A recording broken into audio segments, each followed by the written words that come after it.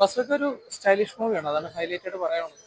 മമ്മൂക്കാനെ first തൊട്ട് ending വരെ കണ്ടിരിക്കും. അതാ മമ്മൂക്കാനെ way of acting, dialogue delivery, stunt ഗ്രൂ അതൊക്കെ അടിപൊളിയായിട്ട് ചെയ്തിട്ട് വന്നിട്ടുണ്ട്. പിന്നെ ഗൗതം വാസുദേവ് മമ്മൂക്കായിട്ടുള്ള കോമ്പിനേഷൻ സീൻസ് ഒക്കെ ഉള്ള editing, BGM, direction, camera, wow. അതില് ഡയറക്ടറുടെ പറഞ്ഞു കഴിഞ്ഞാൽ ഒരു പുതുമുഖ സംവിധായകൻ എന്നുള്ളൊരു ലേബലൊന്നും ഇല്ല. വെൽ എക്സ്പീരിയൻസ്ഡ് ഡയറക്ടറുടെ പടം കാണുന്ന ഫീൽ തന്നെ പടത്തിൽ കിട്ടിയിട്ടുണ്ട്. പിന്നെ നമുക്ക് പല ടൈപ്പിലും നമ്മളെ ഞെട്ടിച്ചിട്ടുണ്ടെങ്കിലും ഇതിലൊരു ഞെട്ടിക്കുന്ന ഒരു സംഭവം ഉണ്ട്. പടത്തിന്റെ എൻഡിങ് സ്റ്റൈലാണ് ഒരു ക്യാരക്ടർ ഡെവലപ്മെന്റ്. അത് ആ ക്യാരക്ടറിലോട്ട് പറഞ്ഞാൽ വളരെ നമുക്ക് എത്ര ഫ്ലെക്സിബിൾ ആയിട്ടാണ് ചെയ്യുന്നത്. നമുക്ക് തന്നെ ഞെട്ടിക്കുന്ന രീതിയിൽ നമുക്ക് ഡയലോഗ് ഡെലിവറിയും ആക്ഷനും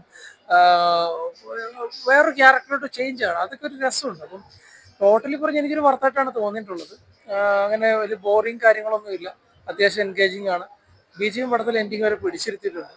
മമ്മൂക്കയുടെ ഒരു നമ്മൾ ഉദ്ദേശിക്കുന്ന സ്റ്റൈലിന്റെ ഒരു നമ്മൾ എക്സ്പെക്ട് ചെയ്യുന്നതിനേക്കാട്ടിലും കൂടുതൽ പടം നമുക്ക് തന്നിട്ടുണ്ട്. അതാണ് പടത്തിന്റെ ഏറ്റവും ഹൈലൈറ്റ്. ചാൻസസ് ഉണ്ട്, അങ്ങനെ കൺഫേം ആയിട്ട് കൊണ്ട് നിർത്തിയിട്ടില്ല, എന്നാലും ചാൻസസ് ഉണ്ട്.